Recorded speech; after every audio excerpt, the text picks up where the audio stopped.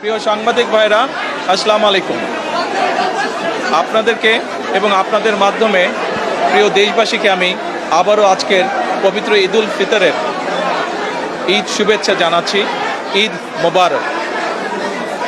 বহু বছর পরে আল্লাহ রাব্বুল আলামিনের ইচ্ছায়, বাংলাদেশের মানুষের দোয়ায় আমি এবং আমার পরিবার দেশের মাটিতে দেশের মানুষের সাথে ঈদ পালন করতে সক্ষম হয়েছি।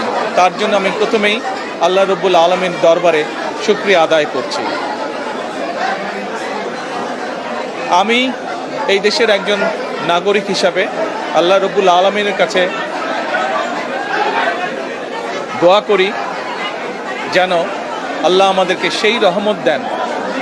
আজ এই ঈদে বাংলাদেশের মানুষ যতটা নির্বিঘ্নে বা যতটা শান্তিতে ঈদ উদযাপন করতে সক্ষম হয়েছে, ইনশাল্লাহ ভবিষ্যতের ঈদগুলোতে যেন আরও বেশি শান্তিপূর্ণভাবে আমরা ঈদ উদযাপন করতে সক্ষম হই, দেশের সকল শ্রেণী পেশার মানুষকে সাথে নিয়ে।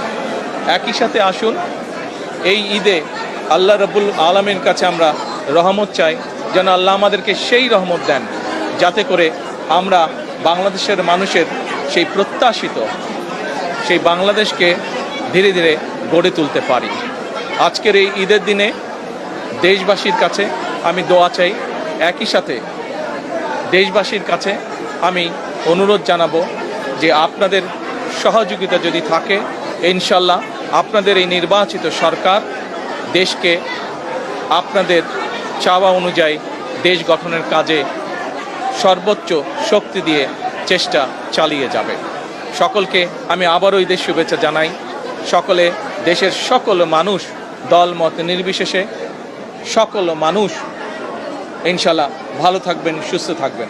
আজকের এই দিনে আমরা আবারও গভীর শ্রদ্ধার সঙ্গে স্মরণ করছি 1971 সালে যারা জীবন বাজি রেখে এই দেশকে স্বাধীন করেছিলেন, সেই শহীদ, সেই হতাহত মুক্তিযোদ্ধাদেরকে আমি একই সাথে স্মরণ করতে চাই 2024 সালের ছাত্র জনতার গণ আন্দোলনের মাধ্যমে এই দেশকে স্বৈরাচার মুক্ত করতে গিয়ে যারা শহীদ হয়েছেন, যারা হতাহত হয়েছেন, সেই সকল গণতন্ত্রের যোদ্ধাদেরকে, সেই সকল গণতন্ত্রে শহীদ হওয়া মানুষগুলোকে, তাদের সকলের আত্মার মাগফিরাত কামনা করছি।